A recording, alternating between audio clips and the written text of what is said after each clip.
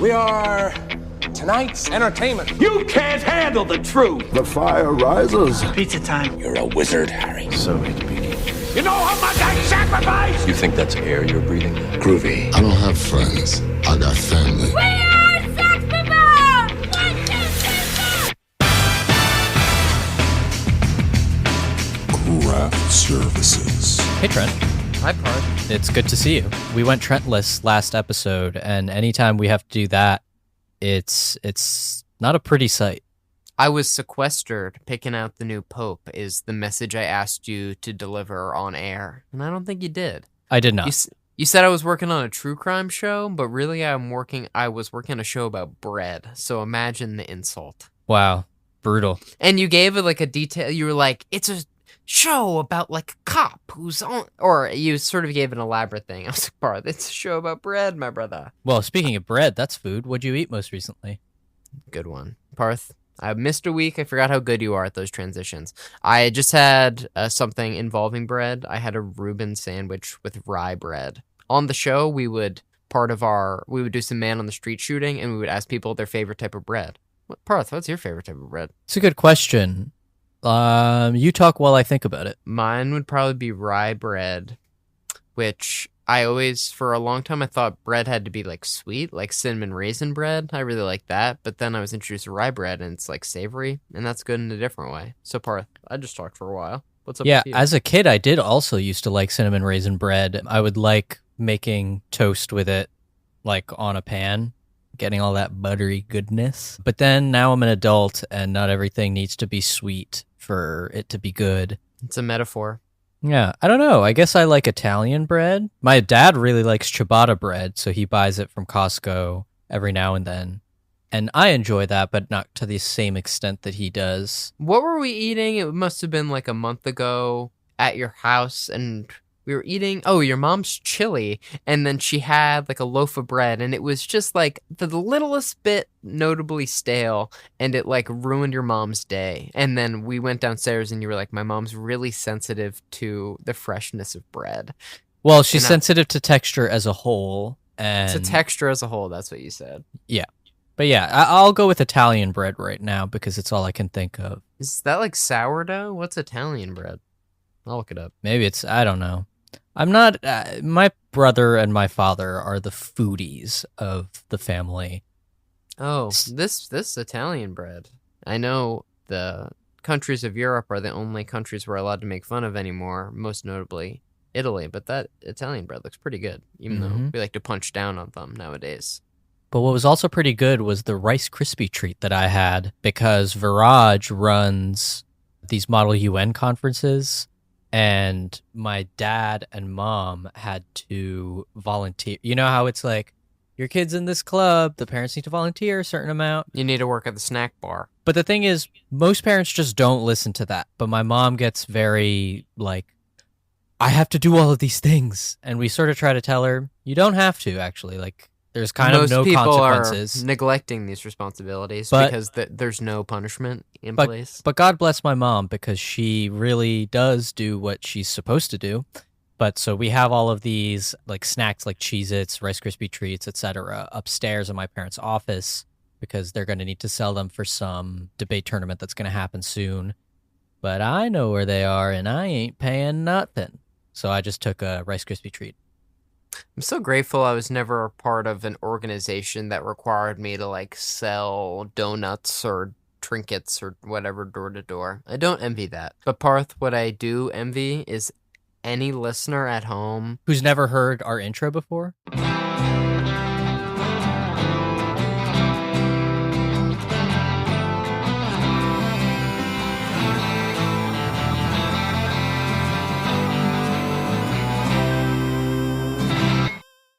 Welcome back to Craft Services, where we talk about the movies. Each week we talk about a film and hopefully have a crew member of that film to talk with us about their experience working on the picture.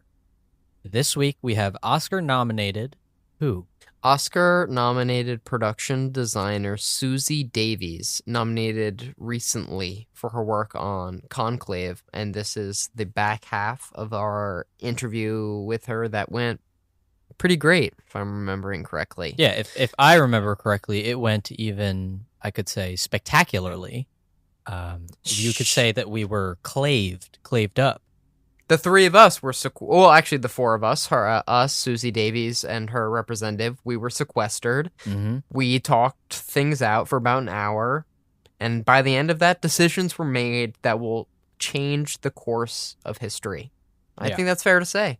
And her work on this movie was pretty amazing. So amazing, again, nominated for an Oscar. Unfortunately, it lost to Wicked, a movie that I have feelings towards. But needless to say, we were rooting for her on Oscars night, and she's the winner in our hearts. Since, a huge honor to be nominated nonetheless. To be nominated is to win. And by that metric, Wicked has won 13 times. We were lucky enough to interview 2 Oscar nominees this season, which Parth for us is a win as well. We're winning. And congrats to Lal Crawley, who actually did win. Yes, we're winning because of the victories we're just riding these people's coattails into the sunset. They don't know, though. But speaking of riding these coattails, let's ride them all the way into the interview.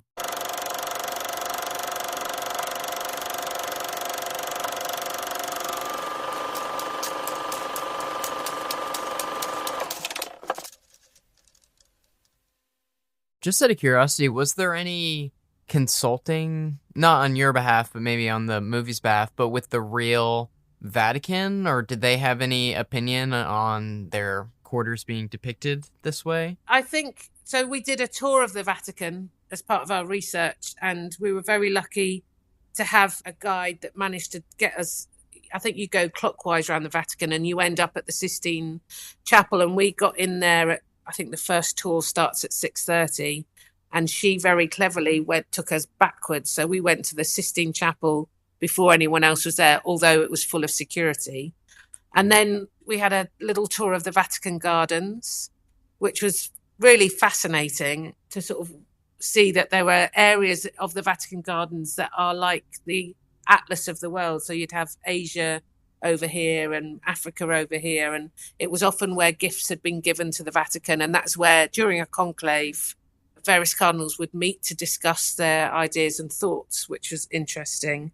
But also at that stage the guide pointed across one of the courtyards, and that's the Casa Santa Marta, and it's the ugliest building we'd ever seen. It was like built in the 90s, pretty dull for a city of such ornateness. It was pretty boring. And I think Edward and I both thought, well, that gives us another reason to make our own, to do something special and slightly heighten it for a more aesthetic vibe. So I think they'd probably be happier in my Casa Santa Marta than the real one. But we did have religious advisors throughout the film, but not from the Vatican. I think they were separate. I think the Vatican, I reckon they've probably enjoyed it. It's not too much of a stretch.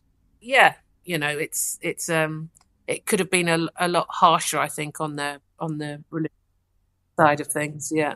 To get into some sort of specific scenes and builds, just starting from the beginning, the opening of the movie where obviously the Pope has died and then they have to seal up the room. I read that that's another sequence where you were sort of heightening the Can you talk about that? Sure. So we decided that our Pope lived in the Casa Santa Marta with the rest of his colleagues. Some popes in history have lived in palaces and private residences, but more recently, popes have lived amongst their workers and other people. So we knew he was going to live in the Casa Santa Marta. We heightened it a little bit by giving him carpet. Is the same room that, as I said earlier, that all the other cardinals ended up living in, just in different configuration. But the Pope gets a big one. He gets a prison door, a similar door that's inspired actually by an Italian architect called Carlo Scarpa. He builds, again, post-war architect that built amazing houses and what have you in Rome. So in order to then seal the door, there is, again, elements of research we did where they do seal the door, but the door isn't actually the door to his room that we had. So I had to slightly alter it. And because we wanted it at a certain height and a certain look, so we just elevated the Pope's door a little bit and I had some metal workers build some incredible sort of brutal doorknobs that sit around the door, and this big sort of centerpiece, which again elevated the Pope's quarters a little bit more, but worked perfectly for our sealing off the quarters.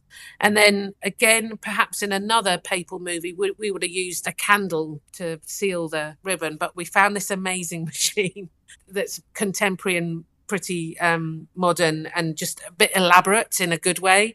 And it was one of the little notes that we had from Edward: wherever we had a choice, let's go modern. So like the vape, like let's have people vaping rather than smoking. Let's have iPhones, as modern as we can, and like the coffee machines and the specs and the alarm clocks, things like that. So make interesting choices, because I think we often fill in the gaps when you think what a cardinal looks like and how a cardinal lives. You think they should be, I don't know, sat on thrones all day, reading the Bible, and of course they don't. They eat and drink and brush their teeth and ride an elevator. So yeah, I love whenever Tedesco vapes or a cardinal is on timing their is phone. perfect. It's so funny. Yeah. A set that I found really striking was the sort of auditorium room with all the blue chairs and the spotlight right in the center. Can you talk about figuring that out? So there are 2 locations that we used in the movie where my job was all about restraint and letting the locations do the lifting. And that was one of them, the Aula, and that's in the EUR district, this modern business district in Rome. And it's a hall, it's an exhibition centre, and that's an auditorium with these amazing bluey green chairs that I don't think it was even in the script at that stage, but we'd gone to that location on an early scout looking for the Casa Santa Marta probably, and we'd popped our heads in, and it just got us, and we're like, we have to use this somehow. And it was literally, I just had to hold my nerve. And again, even the shape of the chairs looks like they're little casettas, their hats. So when the cardinals come in and sit in there, it's like I don't do anything, don't change anything. It does it all. And how Stefan lights it. I think another happy accident was there's a way that he lights the doors at the back of the auditorium that create little crucifixes all behind them. Again, a happy, hold your nerve, don't do anything. So yeah. And what was the other build where you had to show your restraint? The other one is the Barberini, which is the beautiful, massive gold room where the choir sings and Rafe gives his first speech just before to prepare the cardinals before they go into the first conclave. And again, that was about restraint. I built some like bleachers to give people different heights, and the sort of stand where Rafe stands, and a massive crucifix. And that was again about just leaving everything else because it's just so beautiful. Everything, the scale of that room is extraordinary. The pattern repeat is huge, and just the fireplace is about 10 foot high. It's just such a glorious space. And that was, I think, one of our first shoot days. So that was within, we got up to speed very quickly because we had probably, 100 cardinals there, all in their sort of like number ones, so to speak, and all those background artists who looked wonderful. I mean, it did feel really amazingly international in that scene, yeah. Can you talk about the explosion that, damages the Sistine Chapel and how you accomplished that, and whether was that a mixture of practical and CG elements? Yeah, exactly that. So our Sistine Chapel is actually only, but it's 10 meters high, and then set extension. So there's blue screen after 10 meters, and all the ceiling and the whatever is all CGI. However, we went high enough to fit a special effects rig. So Edward is one of the most prep directors you'll ever come across. So we'd spoken about how he wanted to shoot it. I think we had a storyboard.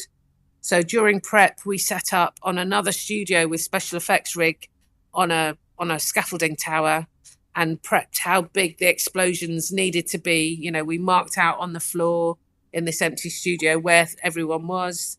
So we practiced the explosion a couple of times during prep, so we didn't have the pressure of the unit behind us. And then on the day, it all went pretty much to clockwork. That, along with a brilliant props team. So we actually did it, I think, in a morning, and we had 4 goes at blowing up the Sistine Chapel. So we blew it up. We got a good take. Let's go again. So all the cast and crew move out, and the prop team sweep up with hoovers and brooms, and they had like stencils to reset all the tables, get all the chairs back in. Then the cast come back in, blew up the Sistine Chapel for a second time, a little bit bigger, a little bit of a different direction, swoop in, swoop out. So we did that, and we were done by the morning, moved on to the next scene. It was great. Yeah. Was the turtle pond directly inspired by anything, or was that an invention? And since it proves to be an important location in the end, what was your approach? Yeah, so that is sort of based a little bit on fact they do have turtles in the Vatican, but it was a nice story beat. But they, classic animals and children, isn't it? And tortoises are no different. But actually, the tortoises were really good because they ended up having to go into amazing Museum Etrusco, which is another museum in Rome that allowed us to film. But where we wanted to film was on this most delicate ancient mosaic section right next to the ponds that we couldn't walk on. But we like giving ourselves extra challenges as a film crew. So everyone had to sort of tiptoe round the sides with these little turtles. But yeah, it's a nice beat. And also the turtles at the beginning of the film. So we filmed one part of the film in Naples and the other part in Rome, but seamlessly. Movie magic, we squish them together. You talking about the explosion and how it sort of went like clockwork made me think about how a lot of times things that seem like they're the difficult thing are actually, with planning, totally fine. Yeah. Is there an inverse example of that, of something? Yeah, let me think. There must be, where you think it's all going to go smoothly. I mean, weirdly, it's things like in the canteen. So one of my bugbears is seeing lots of cables everywhere from lights. And modern technology now, you can have battery operated, lights. We've probably all got them at home, but you have to obviously charge them. And then as a film crew, we're filming for 12 hours a day. So we all thought we were being really smart by having these battery operated lights on the middle of the tables, beautiful, no cables to hide, smooth, easy. But yeah, we were in the canteen for 4 days, 12-hour days. So I think we used up every sort of, we were just constantly charging lights. Yeah. It makes me feel better that those practical matters like dead batteries is still a thing. It's evergreen. So were there any notable builds for scenes that ultimately didn't make it in the movie, or that were reduced in a notable way? No, I think because you've got such a prepped director, he he really knew his edits going into it. Him and Stefan had spent an awful lot of time shot listing. I think there was a couple of days of pickups, but I think it was purely of someone's speech, whether to do it in Italian, Spanish or English sort of thing. So I think on the whole, everything that Edward wanted, we shot and is still in the movie, yeah. Are there any details within a set or a scene or something that you've placed that you feel hasn't gotten any attention, or within the movie wasn't as forefront as you maybe was oh man, I wish the audience could have seen that? Is there anything like that you'd like to point out? Not really. I think, again, I feel really proud to be part of the team that made this movie, because it is so collaborative, and what we built was shot on, they did some, there were amazing wides. There are really lovely close-ups of details. And it's a balance, and my work shouldn't really sing unless it's asked to, if you know what I mean. It should be complimentary and sort of slightly secret. I'd like you to notice it, but also don't want you to notice it. It should be seamless. Yeah. So we've talked to other production designers, and it seems like their day-to-day is they're always one step ahead. They're always working on the next build. And just from a practical standpoint, are you basically an architect? Are you drawing blueprints of like exactly what it's going to be, or are you more like, I need a room like this with white walls, please make it happen as soon as possible? I don't think I'm like either of those.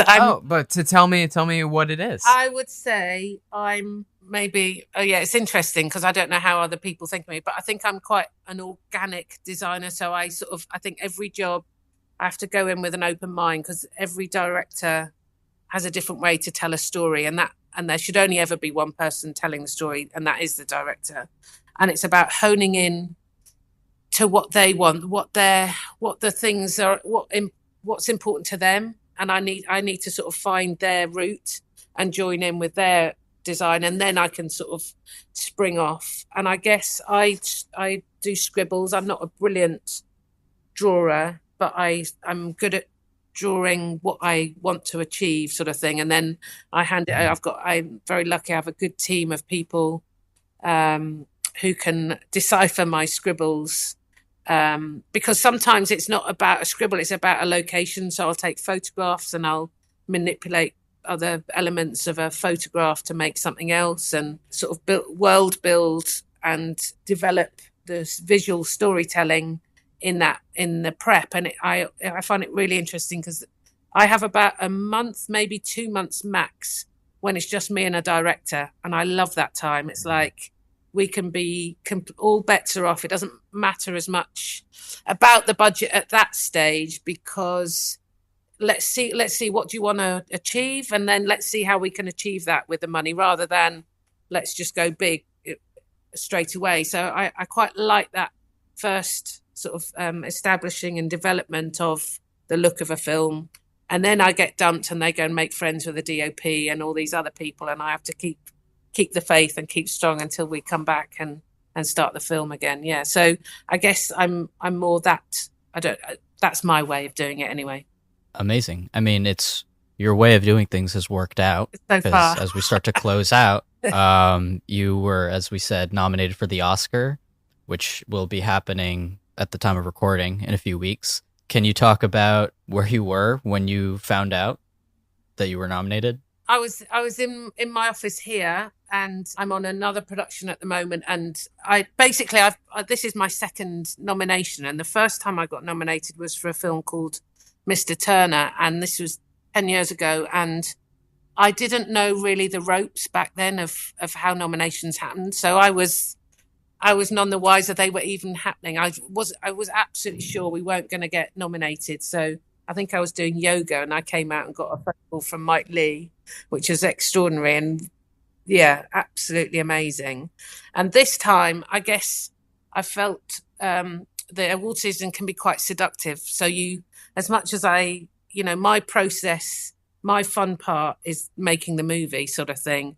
All this extra stuff is glorious and lovely, but it's extra, So I was sure again that we wouldn't get nominated, but I was seduced by, there's CONCLAVE is in, 5th place, So I was in my office and I put it on the telly and watched it with my team. And yeah, it was exciting. Yeah. Are you going to go to the ceremony? Yeah, of course I am. Yeah. Great. Yeah. Awesome. Yeah.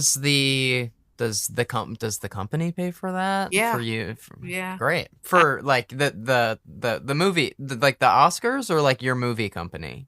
It's a distributing company. So got it. Yeah, I think it's NBC. It's in Focus or NBC Universal on this. Yeah. Yeah. Cool.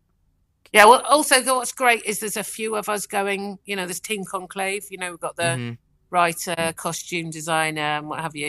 It's sad that the cinematographer didn't get a nod because I think his work is extraordinary on this. But so there'll be a nice team of us there, which will be fun.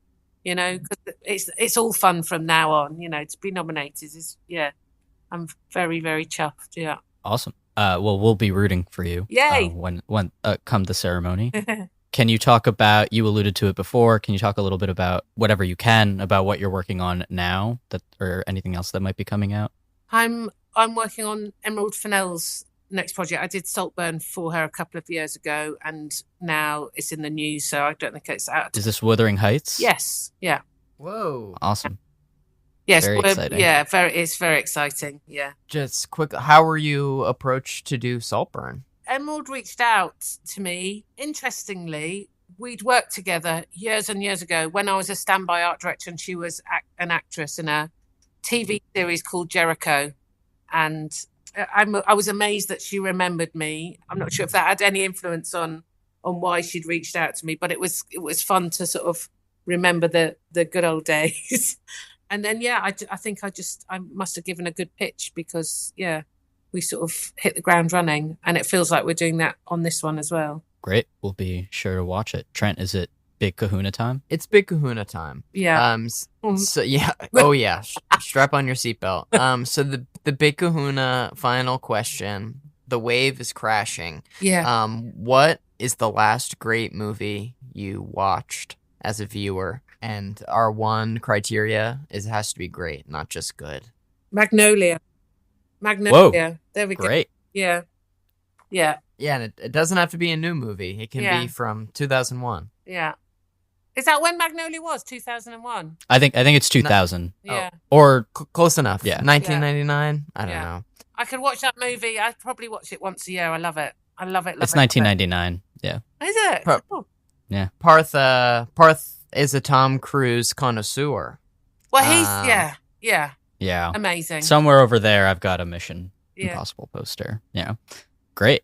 Trent, you want to close us out? Yes, thank you so much to Suzie Davies for coming on the show. She's worked on such films as Saltburn, Mr. Turner, and has just been nominated by the Academy Awards for her work on Edward Berger's Conclave. Thank you so much for being with us. Thank you, guys. Nice one.